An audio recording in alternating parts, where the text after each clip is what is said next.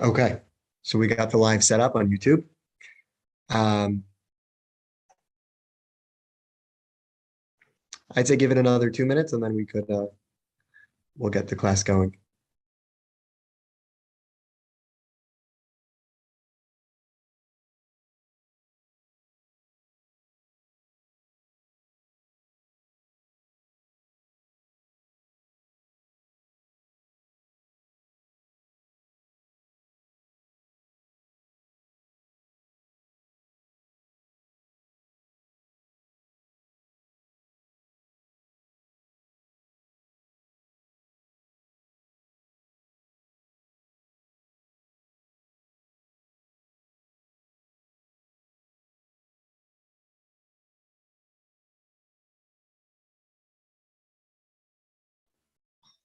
Okay, let's get started.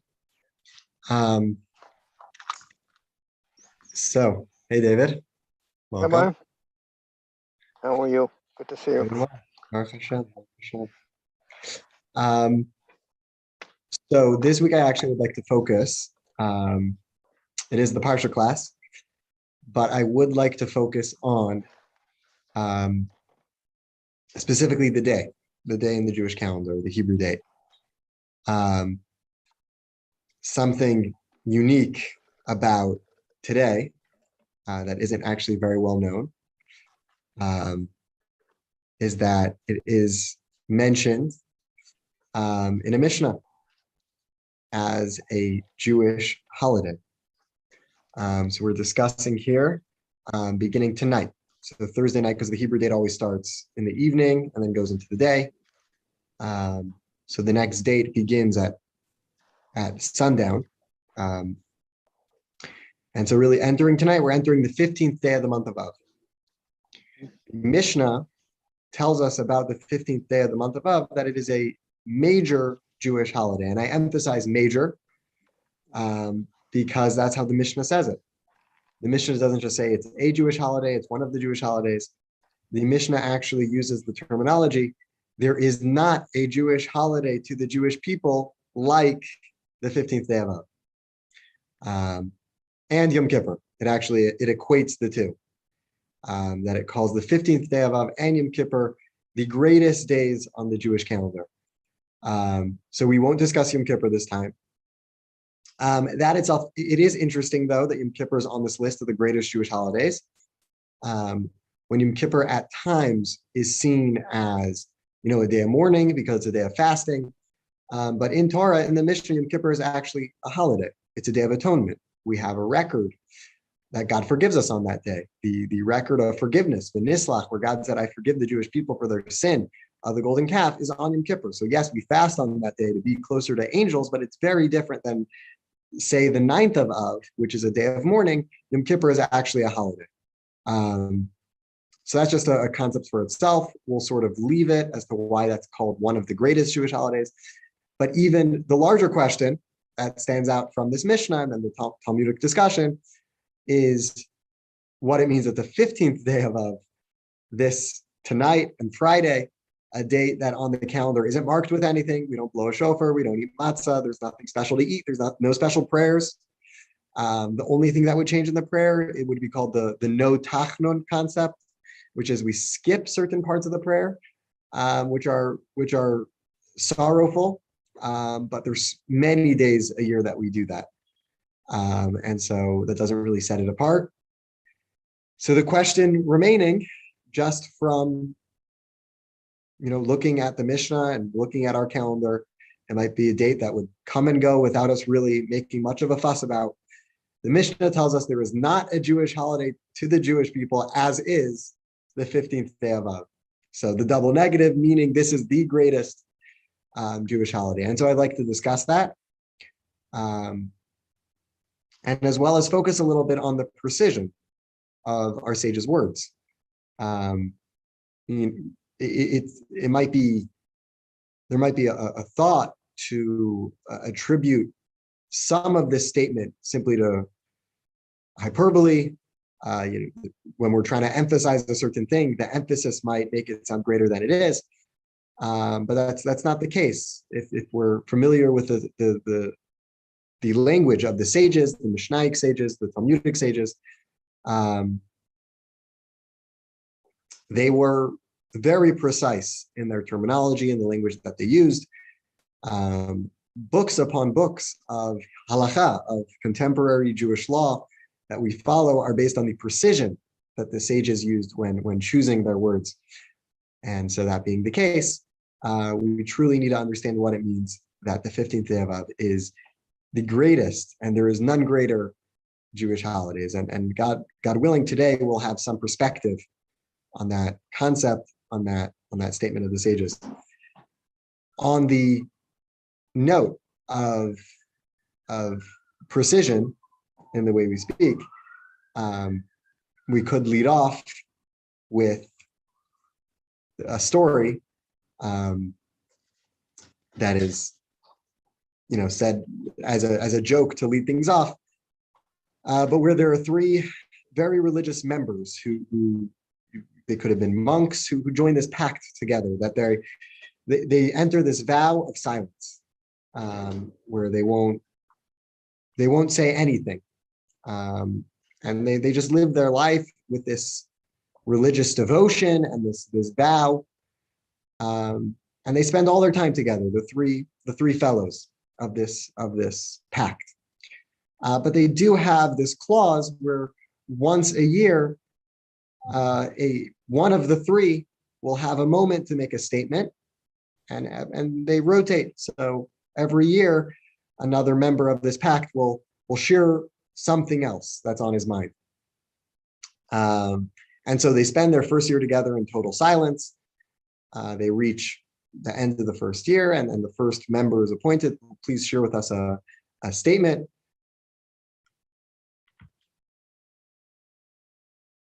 Welcome.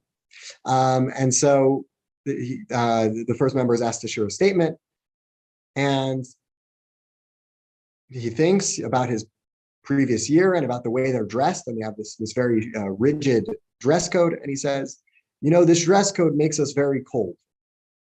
And that's his statement. And so that's really all they have for the year, the only statement they'll get, the only talking they'll have. A year passes by, and then it's the next man's turn, and he's asked to speak. And he says, I actually disagree. I think the clothing we're wearing makes us very hot. And that's his statement for the year. And so after 3 years of silence, they finally pass the mic on to the third member of the group of the pact, who hasn't said a word until that point. And when it's his turn, they're all sitting there together, and he says, brethren, why are we always arguing? Anyway, there's times where we're very precise with our words, and overall, that generally is the approach that is taken by the Talmudic sages. And we really need to examine and understand what is the greatness of this day in the Hebrew calendar. So we'll start with what the Mishnah says. Okay, so this is, I don't expect people to have the text in front of them, so I'll be sharing this outside. But the Mishnah lists different things that happened on the 15th day of Av. And so we'll sort of take highlights. There are some that would require a lot of background and a lot of knowledge. So we'll take highlights from what the Mishnah says as to what happened on the 15th day of Av that makes it so joyous and such a celebration that it's the greatest Jewish holiday. So the first idea it brings is as it relates to the Jewish people in the desert. And after the story with the spies, that they went into the land, and then they said the land isn't good. And so God sort of had this decree where this generation will not enter the land, right? And the way that worked was anyone who was turning 60, it was 40 years was decreed upon them in the desert. Anyone from that generation who was turning 60, and it was marked annually on the 9th day of Av, anyone who had turned 60 that year would actually pass. They would pass on the 9th of Av. And so over the course of 40 years, anyone who had been over the age of 20, 40 years later, they're the age of 60, they'd all passed on the 9th of Av. The next year, and this is where the 15th of Av becomes significant, The year after, those who were the age 19 and who turned 19 that year, or my bad, they were the age 19 at the time of the count, the original count of the Jewish people 40 years earlier. They sort of felt like they were in doubt. They weren't sure if the process would continue or if they would be allowed into Israel. The reason for the question was, while they weren't 20 years old, but they were in their 20th year of life. Counting from when you're born is your first year of life. So a 19-year-old is in his or her 20th year of life. And so those who were turning, they had been 19, and so they were turning 60. 41 years later, they had a doubt that maybe they were a part of this decree of not entering the land of Israel. They thought they might still be continuing it. And so on the 9th of Av, they prepared themselves that it might be their last day on earth. The 9th of Av came and passed. The day passed, and they were alive, very alive. And they said, maybe we calculated wrong. We're going by the calendar is based on the moon and the growth and the growth of the moon. And maybe it wasn't the 9th day of the month. It might have been the 8th day of the month, and we calculated wrong. And so they mentally and emotionally prepared themselves to pass away. And this continued a couple of nights until it hit the 15th day of Av. Once it hit the 15th day of Av, at that point, they saw that the moon was at its fullest point. It was complete, a complete moon. It meant that the 9th of Av had definitely passed. And that was a day that they let their guard down. And it sort of was a celebration for the Jews in the desert that they said, okay, we're all safe. We're all entering. We got it. We're the generation that God has promised will take into the land of Israel. And so that moving on from being in the desert to being prepared to leave the desert, that transition was on the 15th of Av. So that's the first concept. And the first reason of celebration for the 15th of Av. There's another reason of celebration brought, and this is all in the Mishnah. And this is in connection to the after the destruction of the Second Temple, the people of Beitar. What's famous in Jewish history, that after the destruction of the Second Temple by the Babylonians, which then turned into it was the Romans at that point. The first temple was the Babylonians, the second temple was the Romans. That the Romans had come and destroyed the Second Temple. There still was obviously a large Jewish presence in Israel. Many were brought to exile, but many remained in Israel.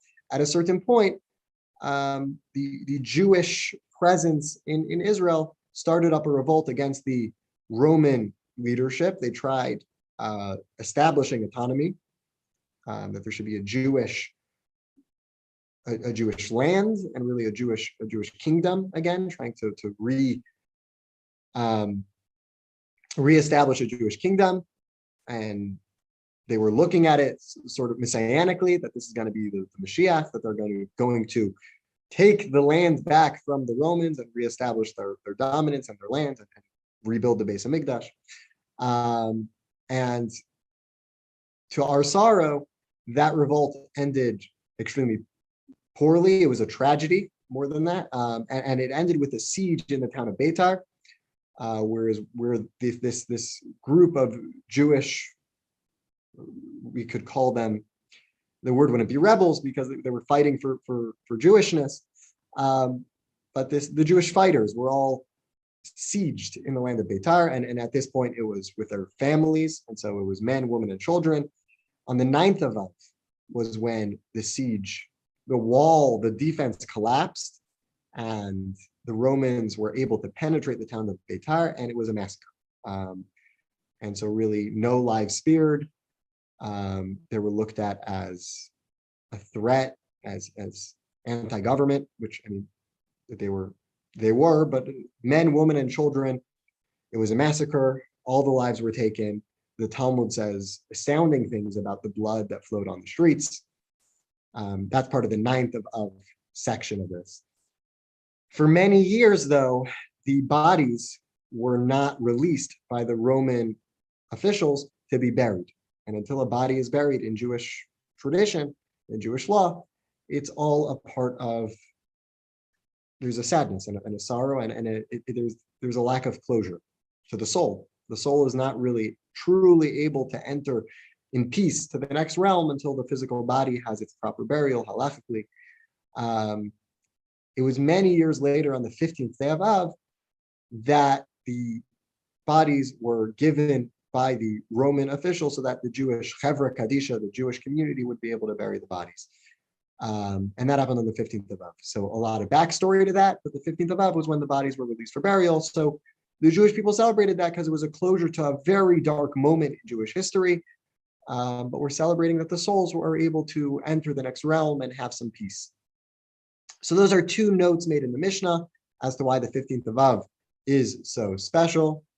I'll bring another one. And so the Mishnah brings 6. I'm going to mention another 2. So the next one was at the time of the splitting of the kingdom. This is in the times of the first temple. The Jewish kingdom, when at the advent of kings, at first when the Jewish people moved into Israel, there weren't kings. They were governed. It wouldn't even be governed, but they were led by prophets. But then at a certain point, the Jews said, we need to have a king because we need the strength to stand up to the nations. And at that point, God told Samuel the prophet to appoint Saul, that he should be king. And so he was king of the undivided Jewish people. And that then carried on with David and Solomon, David and Shlomo. And it was the generations after that, though, that there became a split. There became what was known as the Davidic kingdom, the kingdom of David, and then the kingdom of the tribes.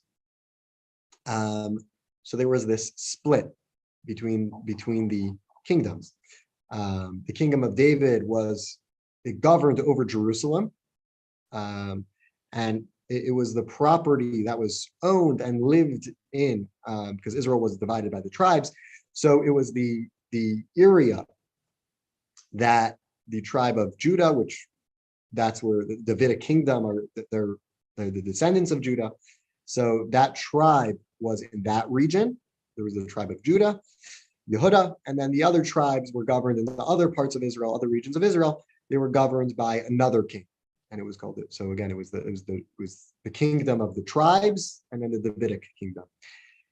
An issue that the tribal, if we would call it that, the kingdom of the tribes, the issue that they faced was that the holiest land in Israel is Jerusalem, and that was recognized by Jews throughout the land.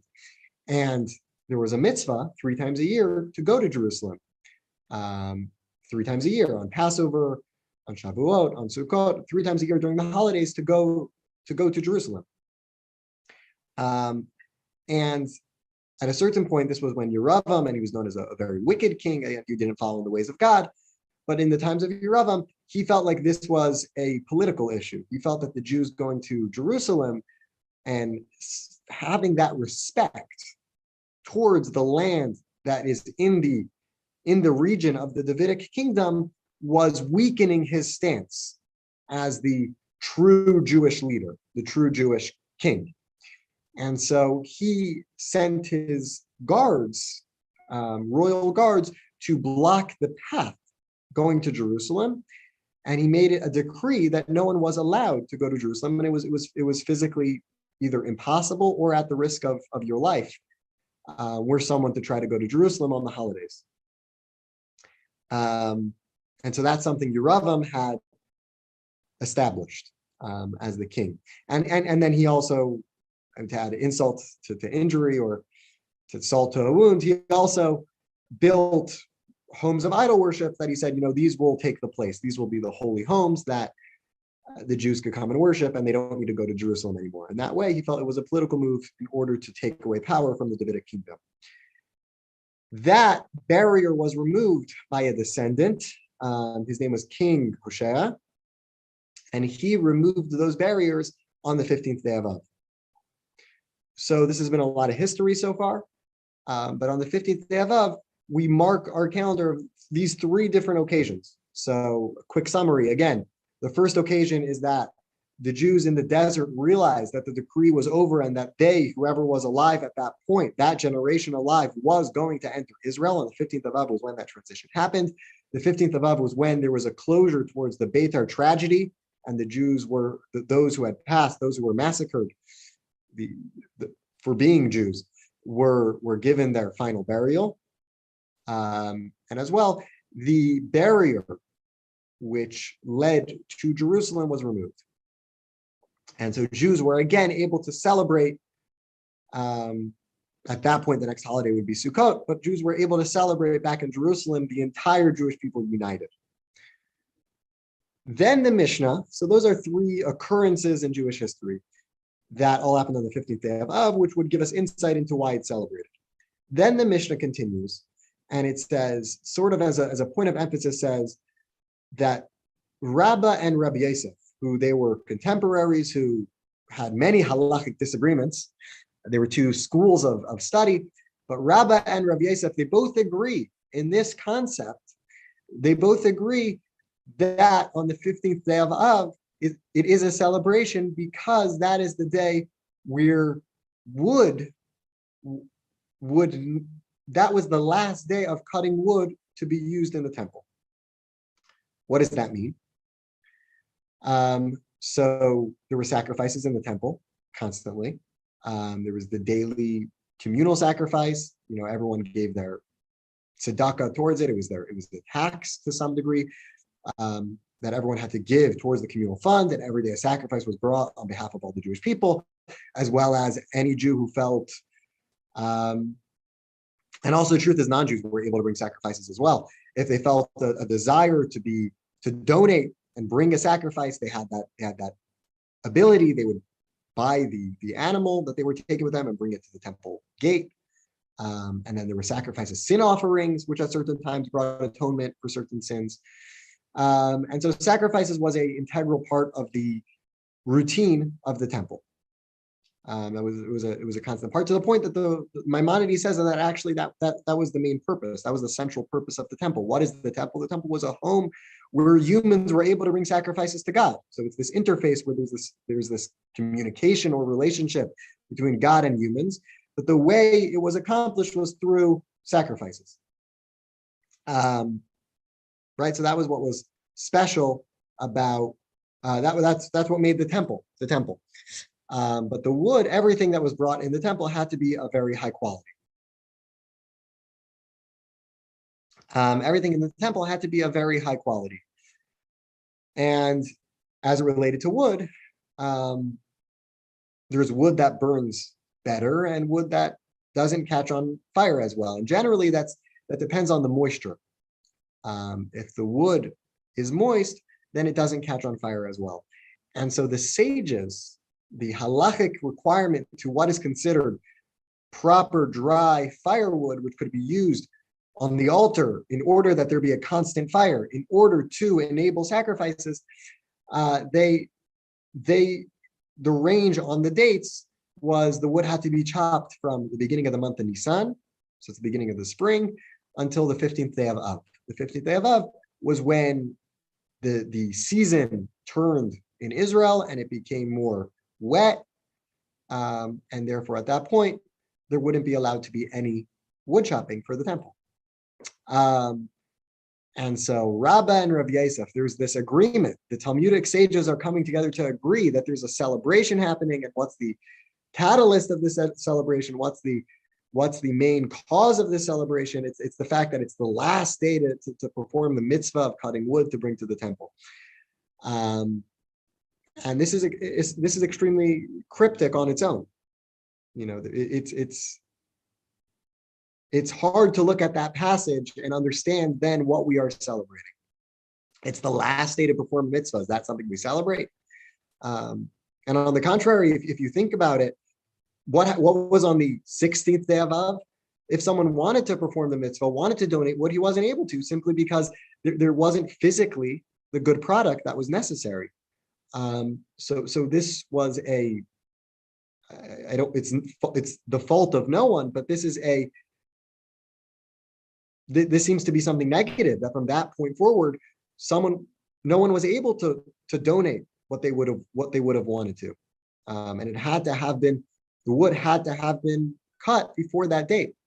And so that doesn't seem like a reason for celebration. On the contrary, it's from this day forward, we're incapable of performing a mitzvah. That's not something to celebrate. So if you look at the classic commentators,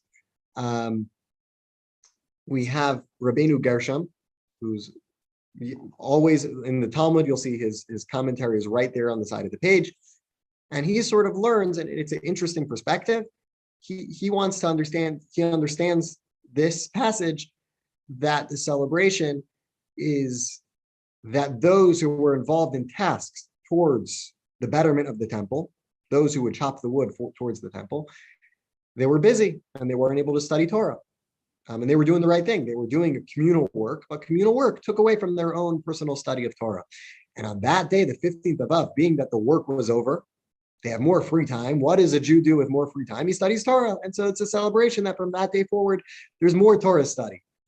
So that's an answer that's given by a classic commentator, that the celebration is the study of Torah.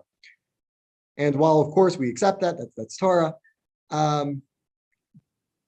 but in the simple reading, we're still left with a question, because it seems to be that the celebration is the fact that something inherent to the wood chopping, the wood chopping is over, and we have to understand what would be the celebration in the wood chopping being over. Why is that something to celebrate? Even more cryptically, perhaps, the sages continue in the Mishnah that it actually received a name. This holiday, the celebration that they finished, they at that point they had to finish cutting the wood for the temple to last them through the next year Nisan. It got the name of the day that the axe was broken. So sort of every holiday has a name, right? Rosh Hashanah, Yom Kippur.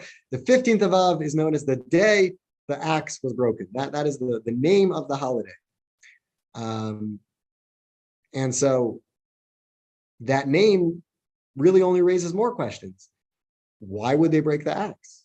If they needed to put the axe away until next year Nisan, I understand that. They couldn't be chopping wood for the temple until the next year. And I also understand that they wouldn't want to use the axe that was used in holy service for God's temple. They wouldn't want to use that for their own personal service. So it was devoted towards the work of the temple. And so they wanted to keep the tool away to use for the temple. They didn't have to break it. They could save it, put it away in the garage, put it away somewhere where it could be used and stored the next year when it's needed again, which it will be needed the next year Nisan, when the season comes again. And so why would they break the axe? And then why is that the highlight? The breaking of the axe, the ceremonious breaking of the axe. Why is that so significant? So, we've shared a lot of text as of this point. And I would like to sort of enter at this point the answer, the discussion, the perspective. And this is something that the Rebbe speaks about. This is from a teaching of the Rebbe where he gives a perspective, the Rebbe teaches a perspective into the inner goings of this Talmudic passage and why really it's such a celebration at the end of the day. First would be the start off to really get into the discussion would be the context in which this Mishnah, which tells us about the celebration of the 15th of Av, the context in which the Talmud brings it, or in which it comes in order in the Mishnah. What is it following?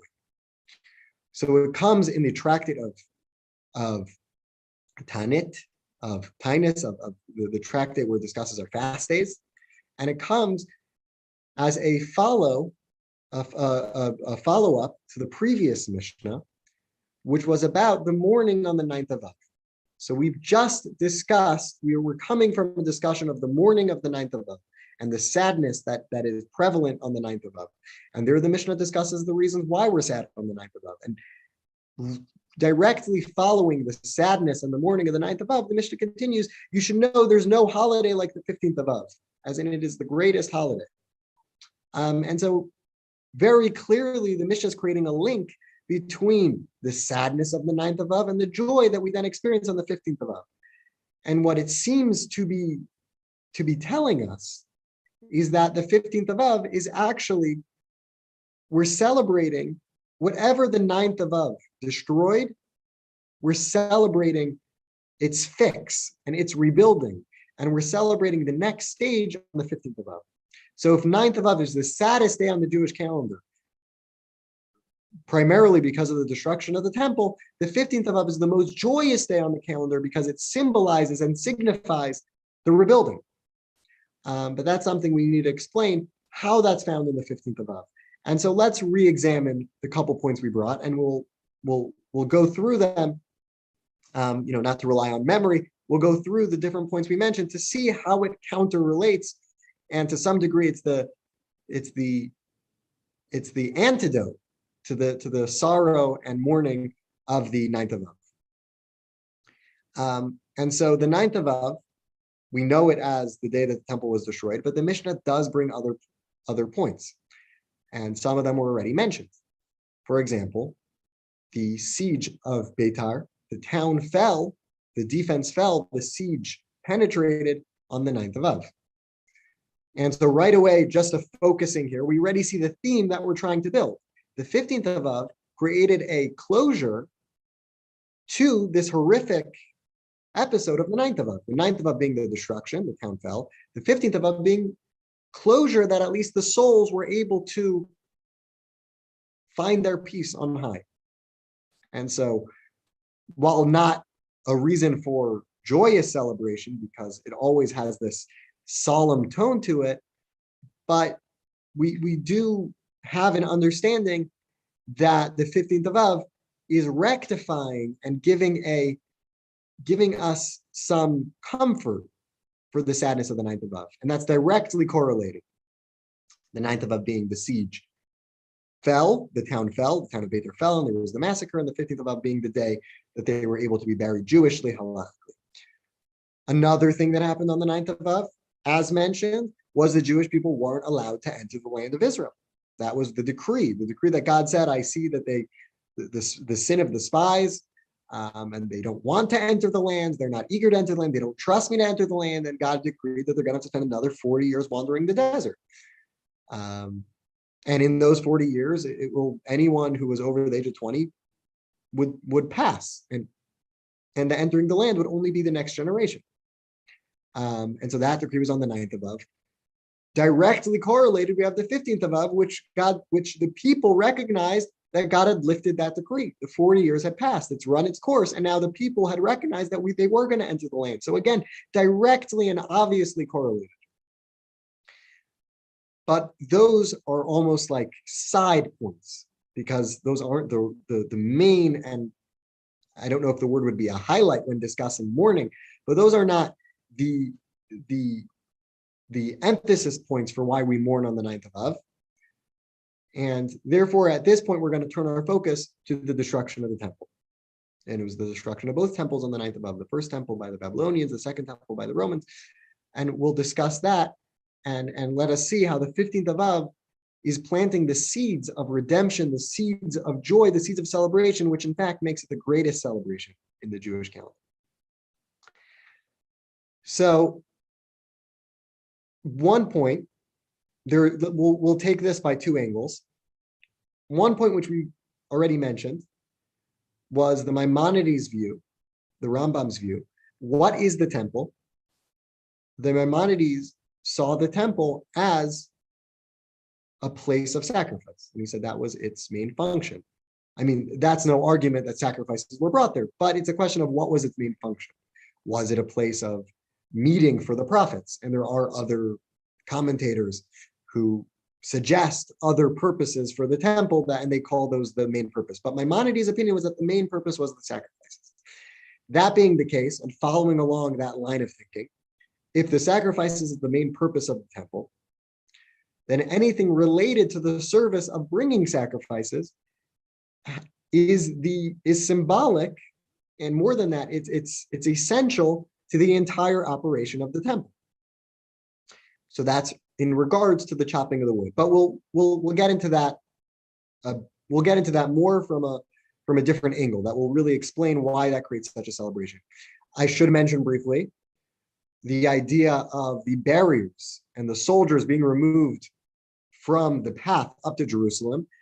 That quite obviously relates to the building of the temple. That was a time where the temple was built. The Jewish people weren't able to go to the temple, which is itself a destruction. The Jewish people aren't able to celebrate in the temple 3 times a year.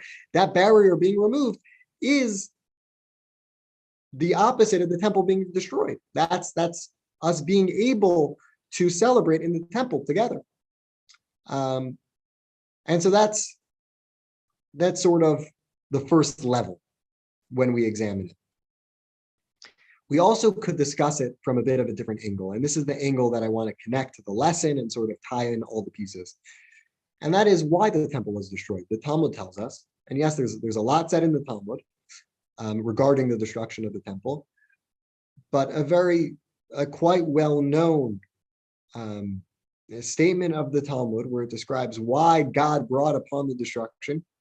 And it says that the destruction was because of sinat chinam, which could be translated as if you're going to literally translate it, it would be hatred for free. But it means hatred without cause. The Jewish people, there was strife in the Jewish ranks. And the Talmud tells us the stories of then how politically there was some strife, and then it tells us the story of a fellow Kamsa and Bar Kamsa, and how the sages didn't seem to stand up to defend a man's respect, and sort of how there was disrespect that was prevalent. And the Talmudic stories of that time are there to tell us that it was a time of strife. The Jewish people didn't get along. There was discord. There was a lack of unity. And that was the cause where God said, the temple isn't serving its purpose. The temple isn't what it's meant to be. The Jewish people aren't whole. It's a shattered vessel. It's not a whole piece. It's not one complete vessel for blessing. It's a shattered vessel. The Jewish people are not together, and therefore the temple has to be taken temporarily from them. And that leads into the whole exile that we're still suffering from to this day until the temple will be rebuilt. And so the Talmud pinpoints that it's connected to a lack of unity, discord, and strife. Let us talk about, well, first let's make the note that should be made, and that is, again, the barrier being lifted. So obviously, unity. Jewish people could go to the land of Israel, and this barrier that separated one kingdom and the other kingdom, the kingdom of David and the kingdom of Israel, the rest of the tribes, that barrier was lifted. It's definitely a sign of unity, and it definitely is an antidote towards destruction, towards hate. But none of that was the highlight of the celebration. The highlight of the celebration was the last day of chopping the wood. And that's where we'll put our main focus right now. And so let's discuss the normal process. The wood was brought. The Mishnah does tell us that there actually were certain families, certain generous families that took upon themselves that the wood for the temple, they would donate the wood for the temple. And so classically, that's how the temple survived. Year after year, it had the wood from these specific families. But as well, anyone who had wanted to donate was able to, as long as the wood was taken within the right time frame, when the wood was at its highest quality. And it still would be inspected, that it be of proper quality. But yeah, as long as they got the wood at the right time frame, they were able to bring it as a donation. So the first step of tying things together is that donation, tzedakah, is unity. It's a mitzvah. It's one of the greatest mitzvahs. It's one of the mitzvahs that hold the Jewish people together, the way we help out each other. Tzedakah, looking to help someone else. That's unity. And it's a unity as it relates towards the building of the temple. It's unity as it relates towards having a proper and functioning temple year in, year out. But there's something specifically unique about this charity. What's unique is that the very fact that this wood couldn't be procured until the next Nisan. And that has 2 points connected to it. Number one, if someone wanted to bring a sacrifice, imagine there wasn't a donation. If there wasn't a donation of wood, what would you expect of him? What could he do?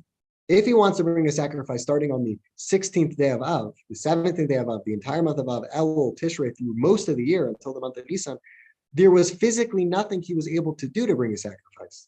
He wasn't able to find proper wood because all the wood at that point would be of moisture that wasn't appropriate for the temple. And so we're talking about a material that truly didn't exist for the one who needed it. And that's what makes it so special. When someone needs it in the month of Elul, in the month of Tishrei, throughout the year, they physically would not be able to get it on their own. So it wasn't just they didn't have the means to get it on their own. They physically were, charity is helping someone out who is in a poorer position. Here, the charity was giving something to someone that he was unable to bring, and this item was essential to the entire service. And so everything depended on this donation. And that's what made it so significant, is because the entire operation was dependent on this donation of the entire Jewish people. It wasn't just an individual, it was the daily sacrifice of the community. So it's the community sacrifices daily was dependent on this charity. And so that adds a remarkable importance and significance to this charity, that it was given to everyone in a way that they would have in giving them something that they would have no other means of having. And it would entirely disrupt the service of the temple. As well, let's take a look at this from the giver's end. If he would want, for his own personal needs, if he would want the highest quality wood, he or she, the family that was donating the wood, they would have to wait an entire year. They would have to wait until the month of Nisan. And so what would be, call it natural, what we'd be inclined to do would be save it. If you have something that's extremely high quality and you won't be able to get it again, the natural position would be save it, hold on to it, keep it stored, keep it close to you. Because you need proper wood for your house. Everyone's, warmth in the winter depends on it. And yet, the fact that they were selfless to say, I want this to go to the community, and I want the temple service to be running constantly. And so all of these elements together create a significance and a prominent significance to this charity, that it was given one, you could have it like pointers. It was given one to the entire Jewish people. Number two, the entire purpose of the temple was dependent on it. Pointer three would be, it was something that those that were bringing sacrifices were entirely unable to bring on their own, physically unable to bring on their own, and so they were truly dependent on it. And number four, the giver was giving away something that he would have to wait 7 months until he could get back, 7-8 months until he could get back. And so this is charity. All these combined factors make this a charity that's extremely significant. And this then becomes the symbol of charity, which has in it the message of rebuilding the temple. Because when we're able to look at the story, when we're able to look at the Jewish people and the way that we are able to give of ourselves towards the community, and the way that we are looking out for our fellow Jew and our fellow Jew's atonement, we're not talking about a tzaddik. We're talking about someone who, God forbid, had a lapse in a certain area and now needs to bring atonement. We're looking out for that Jew. We want that Jew is able to bring his atonement at the time that he needs it. And that concept, that idea of being selfless and looking out for each other, that is the message of rebuilding the temple. That is the firewood upon which the temple service is built.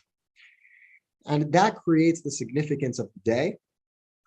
And that creates what the Talmud tells us is the greatest Jewish holiday, because it's a holiday of selfless giving. It's a holiday of giving of yourself towards the community, giving of yourself towards the Jewish people as a whole, giving of yourself in a way that's selfless and in a way that the temple is dependent on it. And with this focus, we also can address the name of the holiday. It's the day that the axe is broken. What's the significance of that name? So the answer to that is found biblically. The altar upon which the sacrifices were brought was not allowed to be built with any metals. So generally you'd wield an axe, you'd cut through the rocks and create and build something. That's how building would be done. It was not allowed to be done to build the altar. The altar couldn't have any iron, any metal used in its construction. And what's the reason for that? Because iron and metal is commonly used as weapons. It's weaponry. It's strong material that is used in war. It's used as weaponry. The sword is it's a weapon. It's a messenger of death. And the Torah tells us that the altar prolongs life because it brings atonement, it brings goodwill from God, and therefore it's inappropriate to use something that shortens life while building the altar, which the altar is there as long life, God's bestowing long life to us. That being the case, we now have perspective when looking upon the day of the breaking of the axe and why they would ceremoniously physically break the axe every year when they came to the 15th of Av. And it wasn't considered, pointless destruction, which is not allowed. There is a prohibition against Bal Tashkas, pointless destruction, taking physical things and destroying them when there's no need to. But they would destroy it because it had in it a message. The message was this iron, this object of weaponry, this axe, which is used in war and is used as a form of destruction. It had been used to chop wood for the temple. And it was a message, it was a symbolic message that we have used out the purpose for which God created the axe. The axe was created to serve the temple. We have used out its purpose. We have served the temple. We now have wood for the temple. We've gifted it. And as we explained, this shows on the greatest sign of unity of the Jewish people, the way they would gift it and the tzedakah that was associated with it. And they would then destroy the axe. And it was a message. It was a plea. It was a prayer and a message to God. We're done with the weaponry. We've used out its purpose. We've brought you the year-long potential of sacrifices, and every day it is then fulfilled. We've brought this forward to you because now we have the wood, and we've used out the purpose for which the axe was created. And God, please take away the axe from us. We're done with it. We're done with the destruction. And this then is our prayer every year. On this day, tonight, it's really entering now as we speak with sunset and sundown, sunset. As we bring in the new day, the 15th of Av, this is our message. It's the day of the breaking of the axe. It's the day where we had the destruction of the 9th of Av. We had this strife in the Jewish people that led to this lack of unity, which led to destruction. And we're coming together on the 15th of Av, and we're committing to unity. We're committing to giving. We're giving of what we can to each other. We're seeing each other. We're looking to give to the community, to be one with the community, to provide for the community, to see others. And that's the day of breaking the axe. It's the day of saying the destruction of the 9th of Av has brought us to this point. Now we're here. And now we are getting back together. And God, look at us. Look at your children. We're getting back together. We're looking out for each other. And we're breaking the axe. We're done with the destruction. We're ready to go back to Israel. We're ready to rebuild the temple. We're ready that the temple descend from heaven because we've done our part. We've used out whatever purpose there is in this sorrow, in the destruction, and now we're celebrating because now we have this togetherness and this unity, which is symbolized on the giving of today. And so that then creates what the Mishnah describes as the greatest Jewish holiday. How then is it marked in the calendar?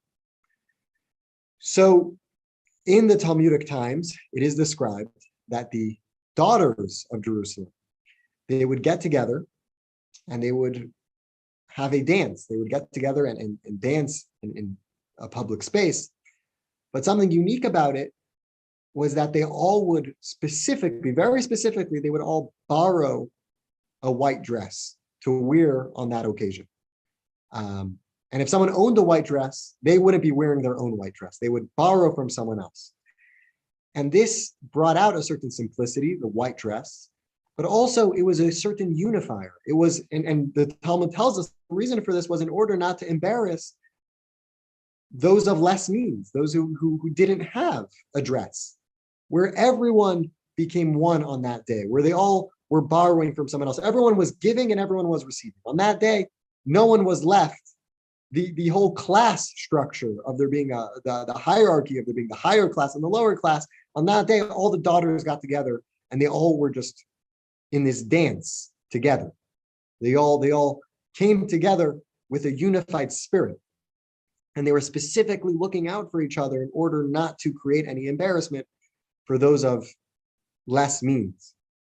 And so that's how it was marked. And this definitely fits the theme of rebuilding the temple and joy and thinking of others. Nowadays, there isn't a mitzvah associated with the day of the 15th of Av. So how do we mark the 15th of Av? Very simply by being joyous.